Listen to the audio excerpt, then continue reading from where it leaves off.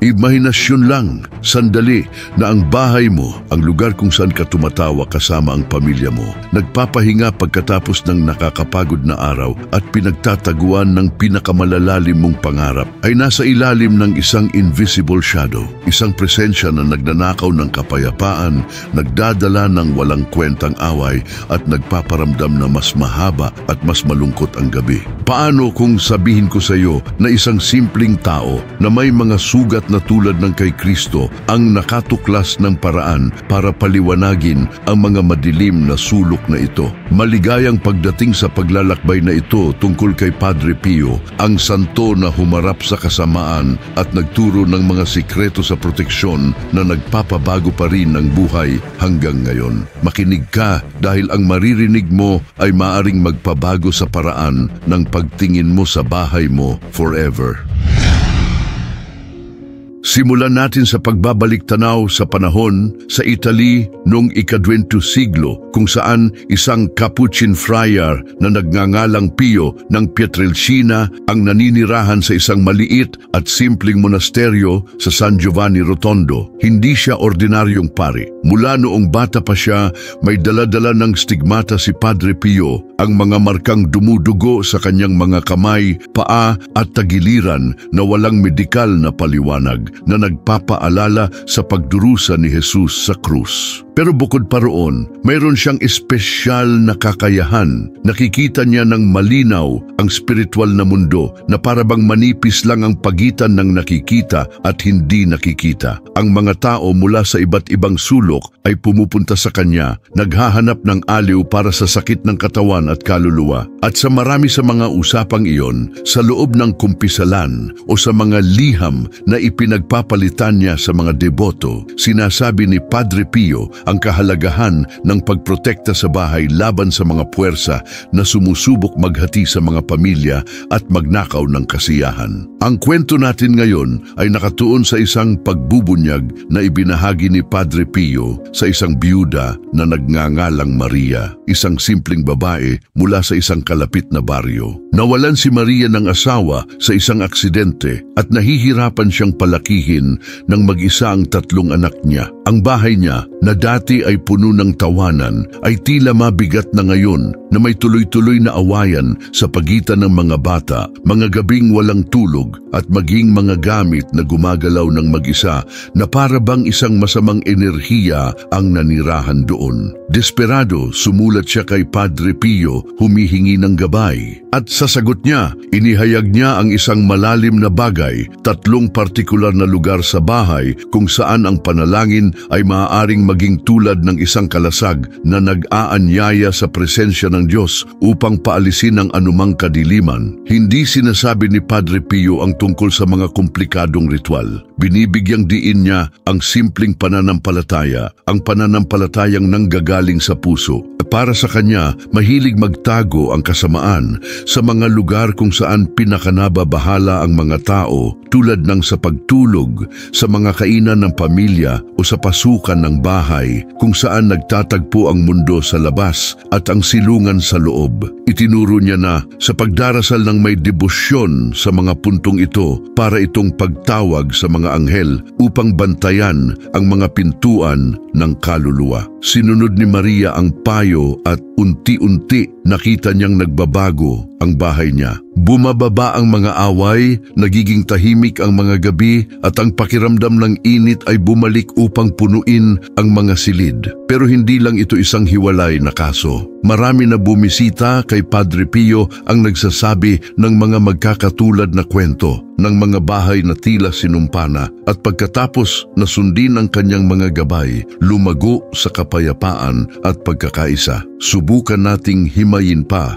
ang paglalakbay na ito. Ipinanganak si Padre Pio noong 1887 sa isang mahirap na pamilya, ngunit puno ng pananampalataya. Mula pagkabata, nakakakita na siya ng mga banal at anghel at nakakaranas din siya ng direktang atake mula sa demonyo na bumibisita sa kanya sa gabi upang subukan ang kanyang lakas. Ang mga labanang ito ang naghanda sa kanya upang tumulong sa iba. Nang maging pari siya noong 1910, lumitaw ang kanyang mga stigmata. Ilang taon matapos, noong 1918, sa panahon ng unang digmaang pandaigdig, nakita niya ang pagdurusa ng mundo at alam niyang hindi lang sa katawan umaatake ang kasamaan, kundi pati na rin sa espiritu ng mga pamilya. Kaya, sa kanyang mga liham at kumpisal, lagi niyang hinihikayat ang pang-araw-araw na pananalangin upang protektahan ang bahay. Isipin mo kung paano ito naangkop sa kasalukuyan. Ilang beses mo na naramdaman na may mabigat na hangin sa loob ng bahay nang hindi alam kung bakit. Maaaring ito ay isang away na biglang sumisiklab o isang kalungkutan na biglang bumabagabag ng walang dahilan. Naintindihan ni Padre Pio ito bilang mga senyales na sinusubukan ng spiritual na kaaway na makapasok kung saan may mga butas tulad ng emosyonal na pagod o mga sandali ng pagdududa. Itinuro niya na ang unang punto ng proteksyon ay ang pangunahing pasukan ng bahay. Doon kung saan nagsisimula at nagtatapos ang lahat, ang pagdarasal ng isang Ave Maria ng bukas ang puso ay tulad ng paglalagay ng isang banal na selyo. Hindi ito magic, kundi pananampalataya sa aksyon na nag-aanyaya kay Maria, ang ina ni Jesus, na magbantay sa sino mang pumapasok at lumalabas. Si Maria ang byuda ay doon mismo nagsimula. Araw-araw sa umaga, bago magising ang mga bata, humihinto siya sa pinto, hinahawakan ng kahoy at nagdarasal ng mahina, humihingi na tanging ang kabutihan lang ang makatawid sa hangganan na iyon. Sa loob ng ilang linggo, napansin niya na ang mga bisita na dati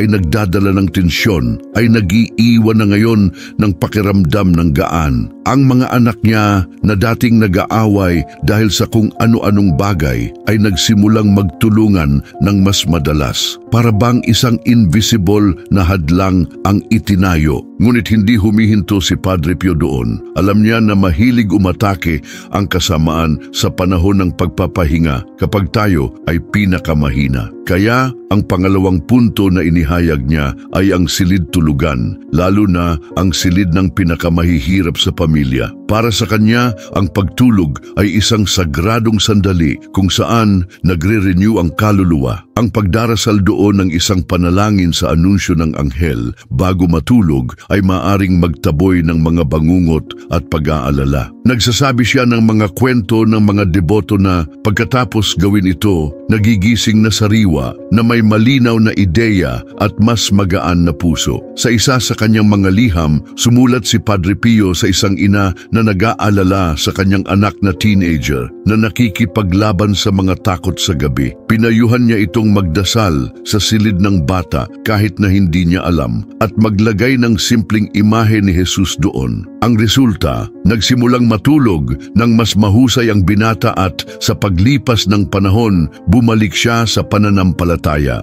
Ang mga kwentong tulad nito ay nagpapakita ng kapangyarihan ng pagpupursigi sa pananalangin. Ngayon, isipin mo kung paano mo maaaring dalhin ang proteksyon na ito sa sarili mong buhay. Kung nararamdaman mo na may ganitong tumatama sa puso mo, marahil ito na ang panahon para subukan. At kung mahilig ka sa mga kwentong tumatagos sa kaluluwa tulad nito, tungkol kay Padre Pio at sa kanyang walang hanggang mga aral, ikonsidera mo ang pag-subscribe sa channel. Dito, nagbabahagi kami ng mga totoong kwento na nagbibigay inspirasyon at gustong-gusto kong malaman sa mga komento. Naramdaman mo na ba ang protektibong presensya sa bahay mo pagkatapos ng isang panalangin? Sabihin mo ang kwento mo kay Padre Pio o magmungkahi ka ng isang paksa na interesado ka sa buhay niya. Gumawa tayo ng isang komunidad ng mga bukas na puso. Ipagpatuloy natin ang ating kwento. Ang ikatlong punto na binigyang diin ni Padre Pio ay ang kusina,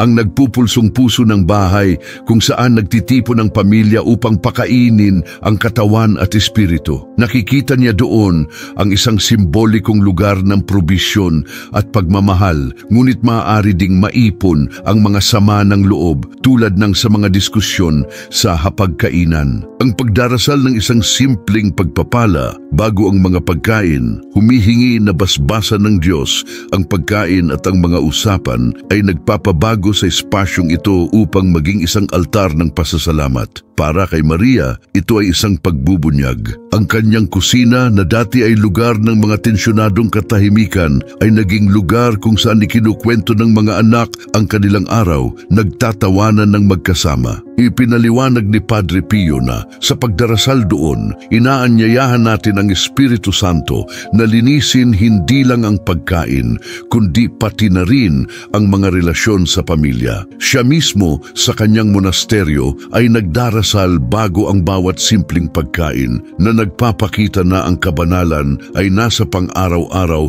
na mga kilos. Hinarap ni Padre Pio ang maraming pagsubok. Sa panahon ng ikalawang digmaang pandaigdig, binumba ang kanyang monasteryo, ngunit siya ay nagdarasal ng taimtim at nangyayari ang mga milagro, nagbabago ang ruta ng mga eroplano ng kalaban. Nakita siya ng kanyang mga deboto bilang isang spiritual na mandirigma na gumagamit ng panalangin bilang sandata. Noong 1968, nang pumanaw siya sa edad na 81, nag-iwan siya ng pamana ng libu-libong paggaling at pagbabalik loob. Ngayon, sa San Giovanni Rotondo, ang santuwaryo na nakatuon sa kanya ay tumatanggap ng milyon-milyong peregrino taon-taon. Ang mga taong tulad mo at ako ay pumupunta doon upang maghanap ng inspirasyon para protektahan ang kanilang mga pamilya. Isang kamakailang peregrino mula sa isang maliit na bayan sa Brazil ang nagsabi na matapos malaman ang tungkol sa 3 puntos ng panalangin, ang bahay niya na binabagabag ng paulit-ulit na sakit ay nakahanap ng ginhawa. Hindi maipaliwanag ng mga doktor, ngunit alam niya, ito ay ang pananampalataya na kumikilos. Kilala rin si Padre Pio sa kanyang bilocation na lumilitaw sa malalayong lugar upang tulungan ang mga nangangailangan. May mga kwento ng mga sundalo sa digmaan na nakita siyang nagliligtas ng buhay kahit na siya ay nasa monasteryo. Pinapatibay nito ang kanyang mensahe. Ang panalangin ay lumalampas sa pisikal na nagpoprotekta sa mga bahay saan man. Sandali tayong huminto at mag-isip. Kung ang bahay mo ay tila mabigat, subukan ang mga puntong ito. Ang pinto para sa pagpasok ng mga biyaya, ang silid-tulugan para sa matahimik na pahinga, ang kusina para sa tunay na pagkakaisa. Hindi nangangako si Padre Pio ng madaling milagro, kundi bunga ng matiyagang pananampalataya. Sa isa pang kwento, isang padre de pamilya na nakikipaglaban sa mga bisyo ang sumulat kay Padre Pio.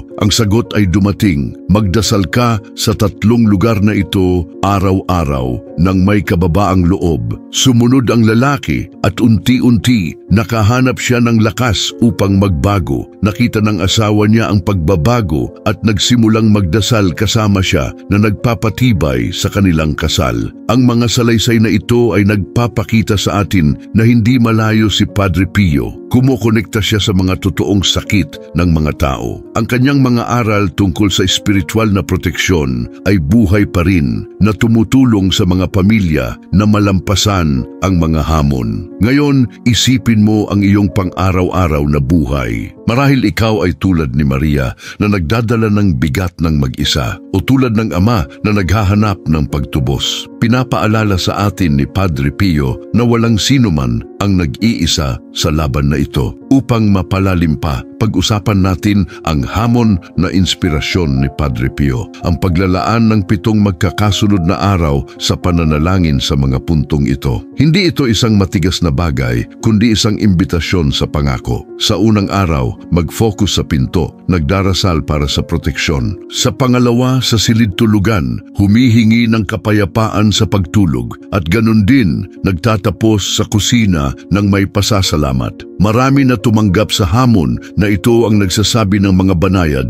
ngunit malalalim na pagbabago. Gumaganda ang mga relasyon, lumalakas ang kalusugan, lumalaki ang pananampalataya para itong pagtatanim ng mga buto na namumulaklak sa paglipas ng panahon. Sinabi ni Padre Pio na ang panalangin ay ang susi ng langit at sa paggamit nito sa bahay, binubuksan natin ang mga pinto para sa banal na grasya. Ang kanyang stigmata ay isang tuloy-tuloy na paalala ng sakripisyo ni Jesus na nag-uudyok sa atin na ialay ang ating mga sakit na kasama niya. Noong 1940, sa panahon ng digmaan, nagdarasal si Padre Pio ng maraming oras para sa pagtatapos ng labanan at marami ang nagpapalagay sa kanya ng mga spiritual na interbensyon na nagpabilis sa kapayapaan. Ngayon, sa mundong puno ng kawalan ng katiyakan, ang kanyang mga aral ay mas mahalaga kaysa kailanman. Protektahan mo ang bahay mo sa panalangin at tingnan mo kung paano mananaig ang kabutihan. Kung tumama sa iyo ang kwentong ito at gusto mo pa ng mga salaysay tungkol sa kung paano binago ni Padre Pio ang mga buhay, mag-subscribe ka na sa channel ngayon. Sa mga komento, ibahagi ang isang personal na karanasan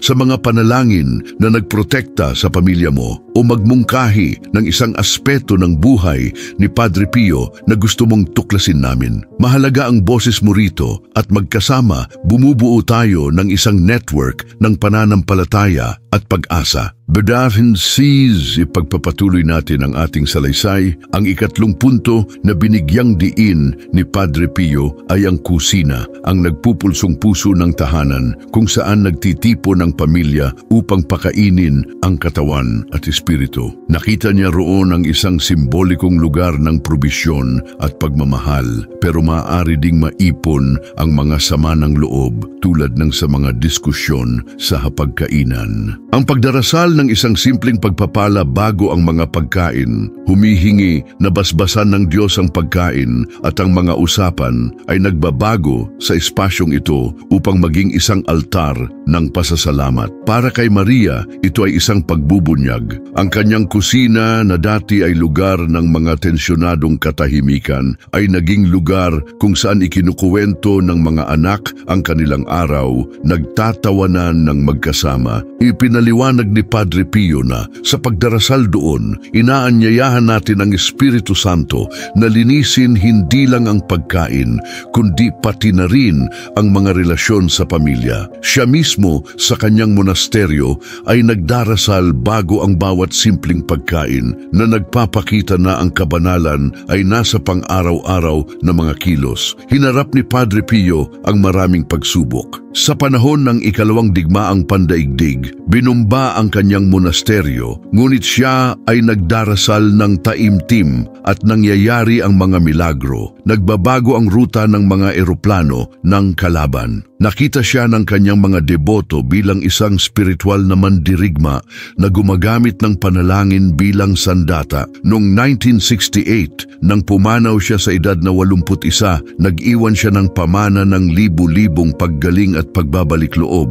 Ngayon, sa San Giovanni Rotondo, ang santuwaryo na nakatuon sa kanya ay tumatanggap ng milyon-milyong peregrino taon-taon. Ang mga taong tulad mo at ako ay pumupunta doon upang maghanap ng inspirasyon para protektahan ang kanilang mga pamilya. Isang kamakailang peregrino mula sa isang maliit na bayan sa Brazil ang nagsabi na matapos malaman ang tungkol sa 3 puntos ng panalangin, ang kanyang bahay na binabagabag ng paulit-ulit na sakit ay nakahanap ng ginhawa. Hindi maipaliwanag ng mga doktor, ngunit alam niya, ito ay ang pananampalataya na kumikilos. Kilala rin si Padre Pio sa kanyang bilokasyon na lumilitaw sa malalayong lugar upang tulungan ang mga nangangailangan. May mga kwento ng mga sundalo sa digmaan na nakita siyang nagliligtas ng buhay kahit na siya ay nasa monasteryo. Pinapatibay nito ang kanyang mensahe. Ang panalangin ay lumalampas sa pisikal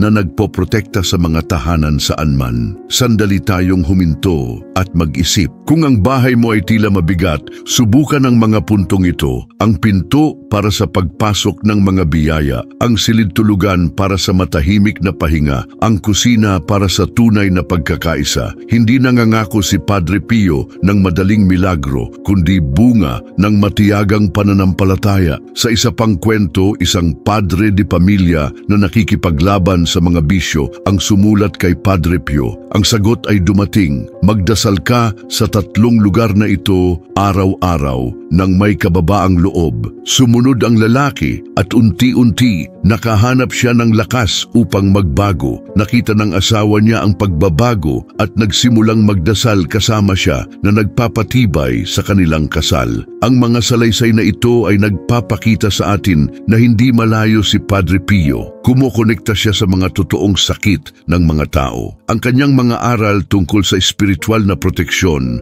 ay buhay pa rin na tumutulong sa mga pamilya na malampasan ang mga hamon. Ngayon, isipin mo ang iyong pang-araw-araw na buhay. Marahil ikaw ay tulad ni Maria na nagdadala ng bigat ng mag-isa o tulad ng ama na naghahanap ng pagtubos. Pinapaalala sa atin ni Padre Pio na walang sino man ang nag-iisa sa laban na ito. Para mas mapalalim pa, pag-usapan natin ang hamon na inspirasyon ni Padre Pio, ang paglalaan ng 7 magkakasunod na araw sa pananalangin sa mga puntong ito. Hindi ito isang matigas na bagay, kundi isang imbitasyon sa pangako. Sa unang araw, mag-focus sa pinto, nagdarasal para sa proteksyon. Sa pangalawa, sa silid-tulugan, humihingi ng kapayapaan sa pagtulog at ganun din nagtatapos sa kusina ng may pasasalamat. Marami na tumanggap sa hamon na ito ang nagsasabi ng mga banayad, ngunit malalalim na pagbabago. Gumaganda ang mga relasyon, lumalakas ang kalusugan, lumalaki ang pananampalataya para itong pagtatanim ng mga buto na namumulaklak sa paglipas ng panahon. Sinabi ni Padre Pio na ang panalangin ay ang susi ng langit at sa paggamit nito sa tahanan, binubuksan natin ang mga pinto para sa banal na grasya. Ang kanyang stigmata ay isang tuloy-tuloy na paalala ng sakripisyo ni Jesus na nag-uudyok sa atin na ialay ang ating mga sakit na kasama niya. Noong 1940, sa panahon ng digmaan, nagdarasal si Padre Pio ng maraming oras para sa pagtatapos ng labanan at marami ang nagpapalagay sa kanya ng mga spiritual na interbensyon na nagpabilis sa kapayapaan. Ngayon, sa mundong puno ng kawalan ng katiyakan, ang kanyang mga aral ay mas mahalaga kaysa kailanman. Protektahan mo ang iyong tahanan sa panalangin at tingnan mo kung paano mananaig ang kabutihan. Kung tumama sa iyo ang kwentong ito at gusto mo pa ng mga salaysay tungkol sa kung paano binago ni Padre Pio ang mga buhay, mag-subscribe ka na sa channel ngayon. Sa mga komento, ibahagi ang isang personal na karanasan sa mga panalangin na nagprotekta sa iyong pamilya o magmungkahi ng isang aspeto ng buhay ni Padre Pio na gusto mong tuklasin namin. Mahalaga ang iyong boses rito at magkasama bumubuo tayo ng isang network ng pananampalataya at pag-asa.